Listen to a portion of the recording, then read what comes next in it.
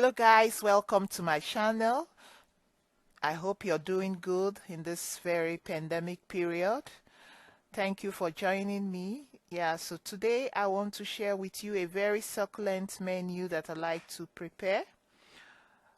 So it's called chicken vegetable coconut curry. And I'm using the chicken thigh for this menu. Normally I extract my own homemade coconut cream, but today I've decided to buy already made coconut cream for this menu. So for the menu here I have my curcuma to have the beautiful color, my curry spice, a bit of sugar, salt, freshly ground pepper, dry chicken seasoning, and all my curry spice to be grilled and mixed in the chicken marinade.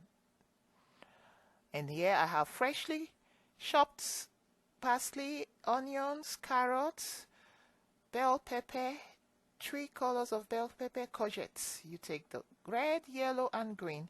And I have my chicken stock, homemade chicken stock. And here I have my chicken thighs, well cleaned, ready to be marinated. I prefer using the chicken thigh for this menu, but you can use whatever part of the chicken for the menu.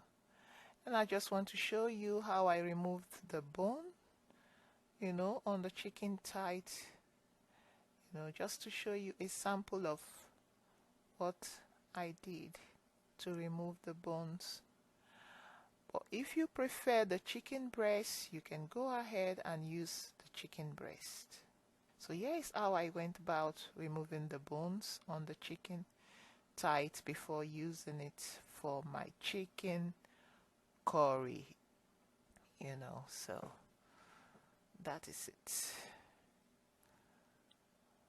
So this is how you go about it,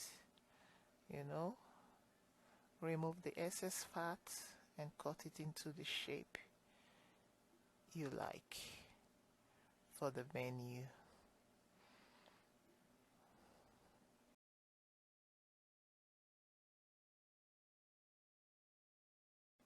And now we're going to get started with the marinade.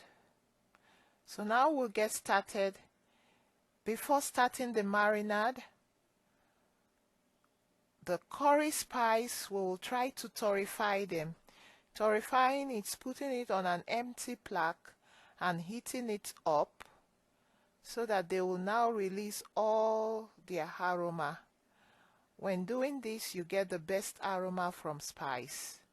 So we just torrefy them, make sure they don't get burnt, So you torrefy them, making sure they don't get burnt to get the best aroma from them.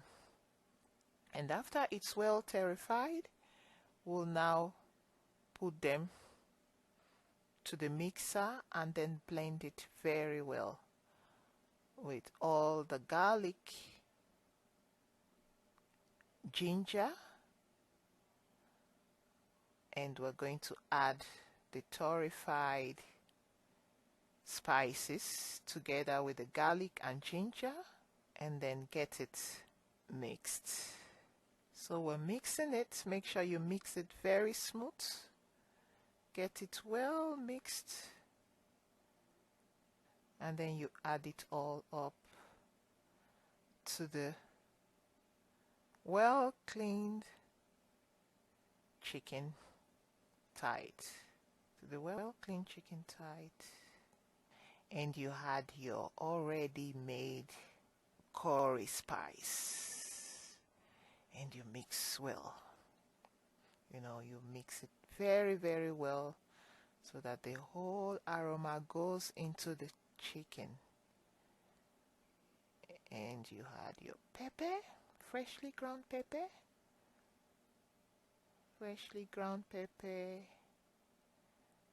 salt. Always be careful with salt, for health reasons.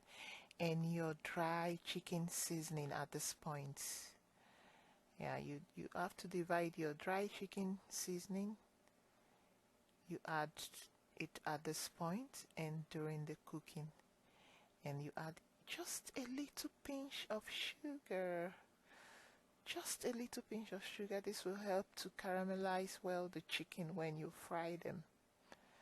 And you just mix everything up. Mix it very, very well. Make sure everything goes into the chicken, that the chicken is well mixed. Very, very, very, very well mixed. Now the chicken is ready, well marinated, and we're going to leave it in the fridge for 2-3 hours before frying. What I do, I prepare this beforehand and I leave it in the fridge overnight. It gives you the best results. You have everything well into it, you know. So after your chicken has been well marinated, left in the fridge to relax, or kept in the fridge overnight, you can now start frying your chicken thighs. So to give it a fluffy and nice look, you rub it on into plain flour. Shake off the flour. Make sure you don't have so much flour. Shake off the flour. Test the oil that is well hot, and you shake off very well the flour in the chicken, and then you add it. You put it to fry. Yeah. Always shake off well the flour so that you don't have so much flour. You don't want your sauce to be too thick. Why I do this is to have a chicken that is well fluffy and not looking dry in the sauce. And also, the flour will help you have a nice sauce at the end. You know, it will thicken your sauce at the end, so you don't need to add flour to thicken your sauce at the end of the cooking. You always have a chicken that is looking well succulent when you do this. Yeah, so you're going to fry all the chicken through, and then we'll move on to the next stage. Now your chicken is almost ready, having very nice caramelized color. So here you go. The chicken is well fried, well colored, ready to go into your curry sauce. So let's do it. You add oil to the pan. Add your onions.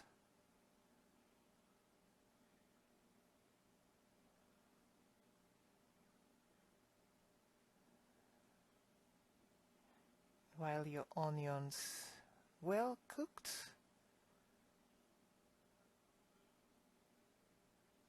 you add your homemade chicken stock.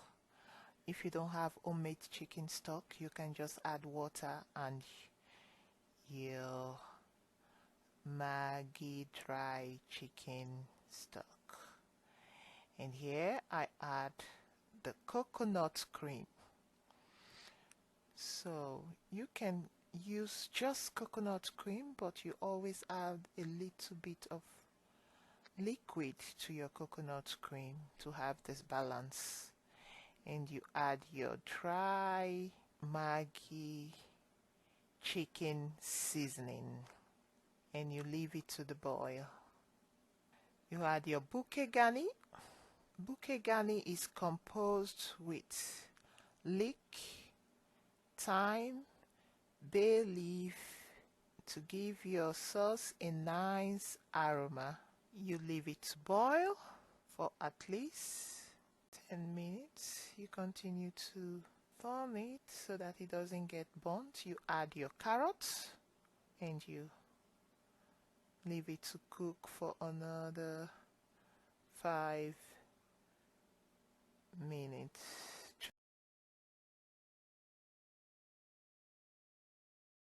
You now add the chicken to your sauce that is well steamed with the carrots. You add the chicken to the sauce now.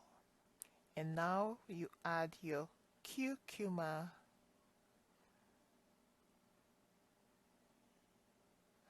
You add your curcuma.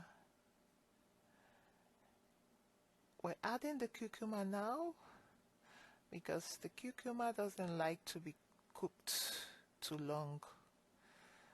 So we're adding it towards the end. Your curcuma, it's what is going to give you the lovely yellowish color that you like in your curry. And I have a little secret, so people always ask me, oh Stella, why is your curry so nice? This is my little secret. I always add a little bit of oyster sauce to my curry. A little bit of oyster sauce, let's say a tablespoon or two, 1.5 tablespoon, not a lot, of oyster sauce. You can get the oyster sauce from the Asian supermarket. Now we're going to take out the bouquet garni and we just leave the curry to continue, and we add a little bit of soya sauce. Soya sauce, light soya sauce. I prefer using the light soya sauce because I don't want to alternate the color of my curry. So I add just about a tablespoon of light soya sauce. So those are my two secrets, the oyster sauce and the soya sauce to my curry. So you see how fluffy the sauce is, how fluffy the texture of the sauce is. That's because we added flour to the frying of the chicken in the beginning. So now we're adding our courgettes. Remember, we add the vegetable according to the texture and time required for each vegetable. We started by the carrots because it's taking time to cook, and the courgettes take fewer time to cook. And here we're almost at the end of the cooking. The sauce is almost ready. The courgette is cooking. In another two minutes or so, it's ready. And then we add our bell pepper. Here I have chosen to add the 3 colors of bell pepper. I have the green pepper, red pepper, and yellow pepper. Yeah, so you're not forced to use the same vegetables. You can add whatever vegetable of your choice. Any vegetable will go. Whatever vegetable you like, you just add it up there. Yeah, I love this pepper. This is Algerian pepper, Algerian green pepper. It's not that hot, but it has a very nice aroma. I always like to add it to the end of my curry because it gives it that very fresh, finish. It gives it that fresh finish and nice aroma, so each time I prepare curry, I always add it at the end of the curry. Wow, this looks so nice. Really, so nice. This is very succulent. And then we just leave it to steamer. So yeah, it's done. We're adding our coriander, freshly ashed coriander. Here I've mixed coriander and parsley together. I love the two tastes. And we're going to test it to see what this is giving. So this is it. I've just prepared a little bit of rice on the side to have a nice taste of this. Let's go testing.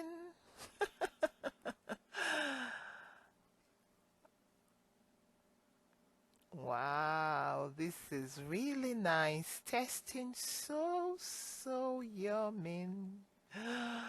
You really need to try this, guys. Don't hesitate to try this recipe of vegetable coconut curry with plain white rice. You can eat it with plain white rice or just with vegetables.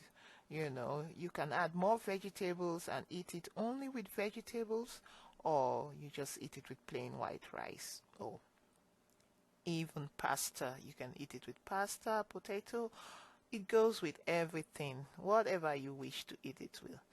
Thank you for watching just to the end.